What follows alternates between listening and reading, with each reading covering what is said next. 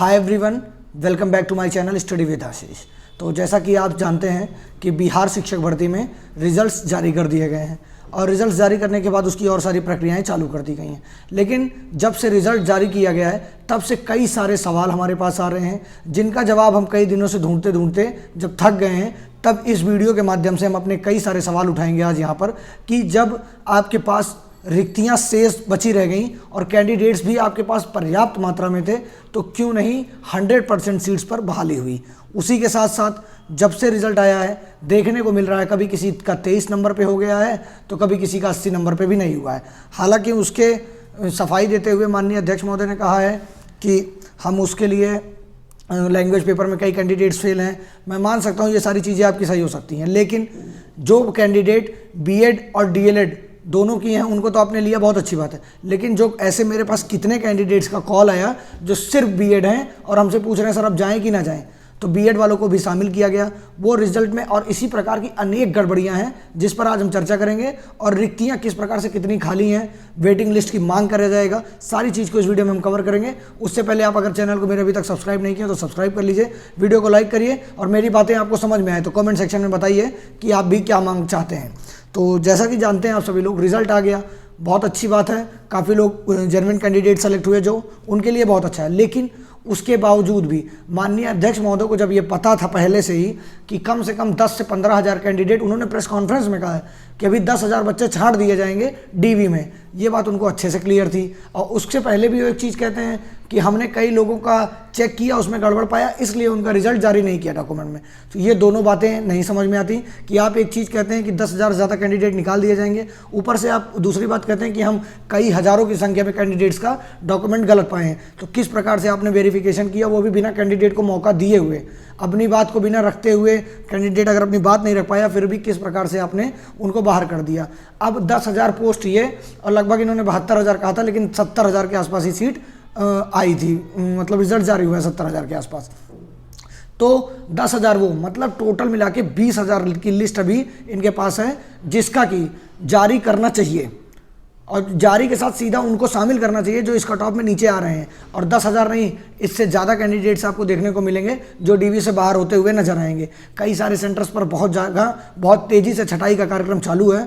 जो कैंडिडेट्स नहीं प्रूव कर पा रहे हैं, अपनी चीज़ों को ऑथेंटिक प्रूफ नहीं दे पा रहे हैं, उनको सीधा सीधा बाहर कर दिया जा रहा है, कोई भी रिलैक्सेशन नहीं दिया जा रहा है उनके। तो इस बात के लिए निश्चिंत रहिए। लेकिन हम तो इस बात के लिए निश्चिंत हैं कि आपने बीएड को भेज दिया, बिना डीएलएड वाले बीएड को, और इसी प्रकार के कई कैंडिडेट्स को, ज़्यादा नंबर वाले कैंडिडेट बेचारे रह गए हैं, कम वाले का सिलेक्शन हो गया है या कम वाले कहीं कहीं सिलेक्ट हो गए हैं। कई मामले तो ऐसे आए हैं जो सच में लैंग्वेज पेपर में फेल हैं और उनका रिजल्ट आया और वो डीवी करा रहे हैं। मैं किसी का नाम चाहूँ तो यहाँ ले सकता हूँ, लेकिन नाम नहीं याद रहता। इस प्रकार के इतने ज़्यादा कॉल्स मैसेजेस आते हैं और रिजल्ट में जिस दिन से जारी हुआ है उसी दिन से कई कैंडिडेट्स मुझसे कह रहे हैं कि सर आप वेटिंग लिस्ट की मांग करिए। तो मैं अपने इस चैनल के माध्यम से ये मांग करना चाहता हूँ कि वेटिंग लिस्ट ही नहीं, जितने लोग की छटाई हो, और उनका ये कहना है सीधे सीधे कि हम शिक्षा विभाग हमको कोई गाइडलाइन देगा या राज्य सरकार, तभी हम कोई लिस्ट जारी कर पाएंगे। और ये सारी चीज़ें प्रक्रिया क्या अब कब होंगी? दुर्गा पूजा में। आज एक बात आ रही थी सामने कि ईडब्ल्यूएस में अगर मतलब बचे रहेंगी रिक्तियाँ, अगर खाली रहेंगी तो प्रमोट किया जाएगा। ईडब्ल्यूएस ही नहीं, जनरल से लेकर लास्ट एससी एसटी चाहे जो भी वर्ग हो, कैटेगरी हो, सब में आपको लाना चाहिए। और जब आपके पास पर्याप्त मात्रा में कैंडिडेट थे, आपने तो क्वालिफाइंग परसेंट जनरल के लिए 40 रख दिया था, इसके बावजूद भी आप 68 नंबर वाले कैंडिडेट को सेलेक्ट कर रहे हैं और फिर भी 10,000 सीट्स को रेस्ट छोड़ दे रहे हैं। तो ऐसा तो था नहीं कि प्राइमरी में कि आपके पास कैंडिडेट थे नहीं, आप 11th-12th में ये किए बहुत अच्छा है, 9th-10th में किए हो सकता है ना हो, लेकिन प्राइमरी में अगर आप ये कहिए कि आपके पास कैंडिडेट्स नहीं थे और गुणवत्तापूर्ण शिक्षक नहीं थे, तो ये तो बहुत मैं किसी तरफ से मान भी नहीं सकता। इतना टफ पेपर होने के बावजूद 60 से प्लस नंबर जो कैंडिडेट्स लाए हैं, कम से कम उनको सिलेक्शन का मौका मिलना ही चाहिए था, क्योंकि आपने 68 डाला है, ऊपर से 10,000 वैकेंसी ऐसे ही छोड़ दिया आपने। इसका तो जवाब आपको देना चाहिए कि क्यों आपने इतने पोस्ट को खाली छोड़ा है। और खाली छोड़ा है, मान लीजिए उस कैटेगरी के आपको नहीं मिल पा रहे हैं, खाली एक दिव्यांगता का छोड़ के आप अदर कैटेगरी को अदर में कर सकते हैं, किसी और में कर दीजिए अगर आपको कैंडिडेट नहीं मिल पा रहे। और ये तो अब संभव ही नहीं है कि सिर्फ दिव्यांगता एक कैटेगरी या छोड़कर कोई भी ऐसी कैटेगरी हो जिसमें कैंडिडेट्स ना उपलब्ध हो, चाहे जनरल हो, चाहे ईडब्ल्यूएस हो, चाहे ईबीसी हो, चाहे BC2 हो, चाहे SC हो, चाहे ST हो, और चाहे महिलाएं हों। तो आपको इस सब चीज़ों को ध्यान में रखते हुए माननीय अध्यक्ष महोदय और शिक्षा विभाग और माननीय राज्य सरकार, बिहार राज्य सरकार से निवेदन है कि लिस्ट जारी की जाए और उन सभी जो योग्य कैंडिडेट हैं उनको सिलेक्ट किया जाए। ऐसा नहीं है आपका तुरंत दूसरे दिन माननीय उप मुख्यमंत्री द्वारा ट्वीट किया जाता है एक पेपर की कटिंग को कि पर तैयारी जब बरकरार रखिए, बिहार में फिर से आ रहा है वैकेंसी का सैलाब। लेकिन उस वैकेंसी का क्या फ़ायदा जिसमें आप जब कैंडिडेट्स आपके पास उपलब्ध हैं और वो इसमें फ़ाइट किए, अच्छी खासी फाइट किए, दिन रात एक कर पढ़ाई किए, लेकिन फिर भी आपने 8-10 हज़ार पोस्ट ऐसे ही छोड़ दिया। और माननीय अध्यक्ष महोदय पहले से ये जान रहे हैं कि 10 हज़ार से ज़्यादा कैंडिडेट अभी और छाड़ दिए जाएंगे।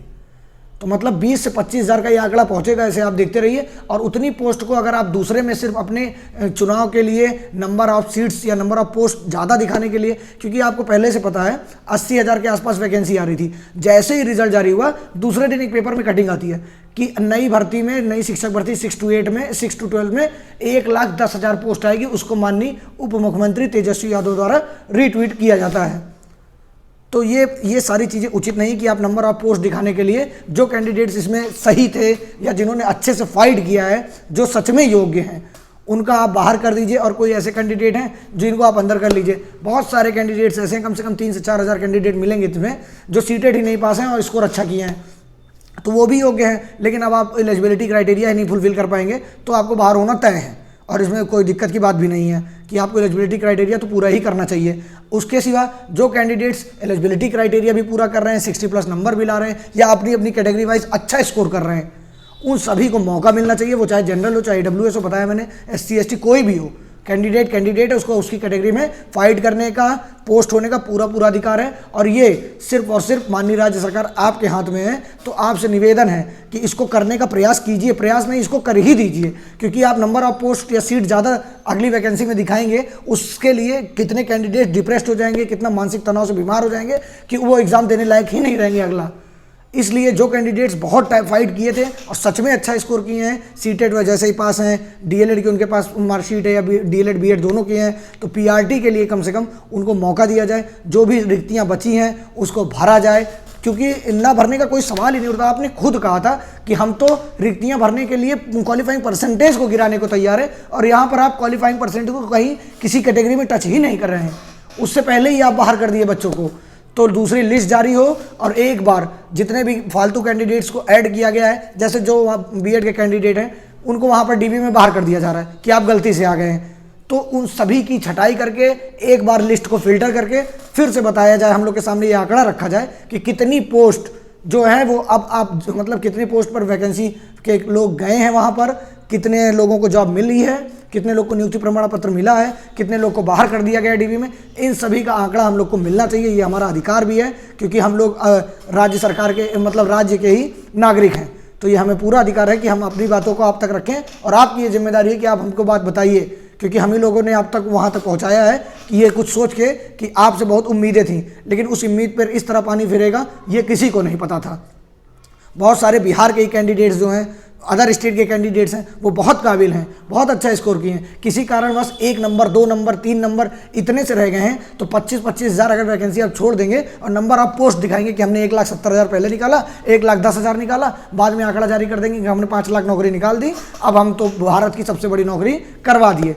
लेकिन उसके पीछे बहुत सारी समस्याओं का सामना करना पड़ रहा है। कितने कैंडिडेट्स हैं जो 75 नंबर पाए हैं और 71 नंबर उनका उसमें है लैंग्वेज में, फिर भी आप कह रहे हैं कि नहीं लैंग्वेज में फेल हैं। 4,000 बच्चे तो लैंग्वेज में फेल हैं, बाकी कहाँ गए सब? और आपके पास जब कैंडिडेट उपलब्ध थे तो आपको पूरी बात करनी थी कि 79,000 जितनी भी वैकेंसी थी पूरी फुलफिल करनी थी, क्योंकि आप तो क्वालिफाइंग परसेंट कहाँ एक तरफ गिरा रहे थे कि हमें 75% सीट भरनी है, और कहाँ आप कई कैटेगरी में जैसे SC कैटेगरी में 70% ही सीट आपने भरा है, जबकि 45, 46, 46, 47 वाले नंबर बच्चे बैठे हैं। आज मेरे पास भी पूरा आंकड़ा सहित एक कैंडिडेट ने भेजा जिसका 45 नंबर था SC में। तो माननीय महोदय ऐसे कैंडिडेट्स को आप सेलेक्ट कीजिए, क्योंकि वो फाइट किए हैं, उन्होंने फॉर्म भरा है, पैसा दिया है, इतने सब कुछ करके एग्ज़ाम दिए, उसके बाद उनको इस तरह का नतीजा देखने को मिलेगा। आपने इतनी उम्मीद जगा दी कैंडिडेट्स के अंदर कि हम जब तक हमारे पास वो नहीं रहेगा, 75% नहीं भर जाते हैं, अगर ऐसी स्थिति आती है तो कि रिक्तियाँ हमारे पास शेष रह जाएँ, तब हम क्वालिफाइंग परसेंट गिराते चले जाएंगे। लेकिन आपको क्वालिफाइंग परसेंट गिराने को कोई नहीं कह रहा है। कम से कम जो कैंडिडेट्स 1, 2, 3 नंबर से पीछे रह गए उनके लिए, वो कैटेगरी कोई भी हो, उनके लिए करिए। और 20-25 हज़ार पोस्ट बहुत होती है, कम से कम 2 से 3 या 4 नंबर तो गिरना तय ही हो जाएगा। और जो कैंडिडेट्स बचे रह गए हैं, जिनका एकदम मानसिक तनाव से ग्रसित हैं, कि वो सबको एक खुशी मिलेगी और इसका फ़ायदा आप सिर्फ और सिर्फ आपको ही मिलेगा। लेकिन अगर आप नंबर ऑफ सीट्स या पर फोकस करेंगे अगली वैकेंसी के लिए, तो इसका भी नुकसान आपको ही मिलेगा। ये मान के चलिए, मैं ट्वीट देख रहा था, एक कैंडिडेट ने कहा कि मेरा वादा है हम नौकरी भी लेंगे और वोट भी आपको नहीं देंगे। वो कारण क्या था मैं नहीं जानता, वो उनका पर्सनल प्रॉस्पेक्टस था, मैंने इसीलिए उसको शेयर भी नहीं किया कहीं। उन्होंने ट्वीट किया है प्रॉपर, मैंने देखा है, और उसी ट्वीट पर रिट्वीट किया जिसमें आपने लिखा 1,10,000 वैकेंसी आ रही है फिर से। तो माननीय उप मुख्यमंत्री, मुख्यमंत्री या शिक्षा विभाग या बीपीएससी चेयरमैन, सभी लोग अपना अपना काम थोड़ा अच्छे से कर दीजिए। आपसे तो कम से कम माननीय अध्यक्ष महोदय ये उम्मीद नहीं थी कि किसी भी कैंडिडेट को, मानते हैं कि बहुत बड़ा आंकड़ा था, लेकिन इतनी भी जल्दीबाजी की जरूरत नहीं थी कि किसी को भी भेज दीजिए। जो जेन्युइन है, जिनको पहुंचना चाहिए था, वो रह जाए। मैं मानता हूँ कि बहुत सारे ऐसे कैंडिडेट्स होंगे जो सच में जेन्युइन है, पहुँचे भी हैं, लेकिन उसी तरह स्थिति है कि बहुत सारे कैंडिडेट्स दूसरी भी लिस्ट में हैं। अगर आपके पास 2 पेज है, सिलेक्टेड, नॉन सिलेक्टेड, तो उसमें भी उतनी है और नॉन सिलेक्टेड में भी उतनी ही सीट्स बच कैंडिडेट्स हैं एलिजिबल, जो 1 नंबर ज़्यादा वाले से अच्छा पढ़ा सकते हैं बच्चे को। और गुणवत्तापूर्ण शिक्षा पे किसी प्रकार का सवाल ही नहीं उठ रहा है। आपको डीएलएड को लेना है, आप डीएलएड लीजिए, लेकिन आप कम से कम जो कैंडिडेट्स 1, 2, 2.5, 3, 4 नंबर से कम है, उनको पूरा मौका दीजिए। हालांकि मौका मत दीजिए, आप कम से कम पूरी वैकेंसी फुलफिल करिए। और फिल्टर करने के बाद, अगर आप फिल्टर करने के बाद भर रहे हैं, तब चाहे 1 नंबर भी घटे, 2 नंबर घटे, 5 नंबर घटे, 1 भी ना घटे, 68 पे ही सेलेक्ट हो जाए फिर से सब, या जिस कैटेगरी में जो भी हैं, उससे फिर कोई समस्या नहीं आएगी। लेकिन इस तरह करने से कैंडिडेट्स के अंदर मानसिक तनाव की स्थिति उत्पन्न हो जाती है। मैं कई दिन से इस वीडियो को बनाने को सोच रहा था, लेकिन मैं पहले कुछ कलेक्ट कर रहा था इन्फॉर्मेशन। वो इन्फॉर्मेशन जब मेरे पास आ गई, जब मुझे ये प्रूफ हो गया कि हाँ सच में ऐसी घटनाएं हुई हैं, तब मैं सवाल उठा रहा हूँ। क्योंकि किसी भी संस्था, बीपीएससी जैसी संस्था पर सवाल उठाना इतना आसान नहीं होता कि आप तुरंत उठिए और उठा दीजिए उसके ऊपर सवाल। लेकिन अब जो हुआ है वो गलत हुआ है, और ये बच्चों के साथ नाइंसाफ़ी है। आप भी कभी कैंडिडेट रहे होंगे महोदय, कितना स्ट्रगल करता है कैंडिडेट, आपको बहुत अच्छे से पता होगा। इसलिए आप उनके सबकी बातों को समझिए, जैसे शुरू से अंत तक आपने किया, वैसे एक बार फिर से आप ये आंकड़ा जारी करिए। अगर आपके अंदर ये नहीं है कि हम वेटिंग लिस्ट नहीं जारी कर सकते, तो आप कम से कम ये आंकड़ा जारी करिए कि कितने कैंडिडेट्स को फिल्टर करिए लिस्ट, कि हम इतने कैंडिडेट्स नंबर ऑफ को फालतू में ले लिए थे। चाहे वो 1 कैंडिडेट हो, चाहे 100 हो, चाहे 10,000 हो, उससे कोई तकलीफ नहीं है। लेकिन कम से कम आपने तो क्या किया, सीधा रिजल्ट जारी किया, तुरंत ट्वीट कर दिया, हमने एनआईसी को सौंप दिया, जय श्री राम बोल के निकल गए।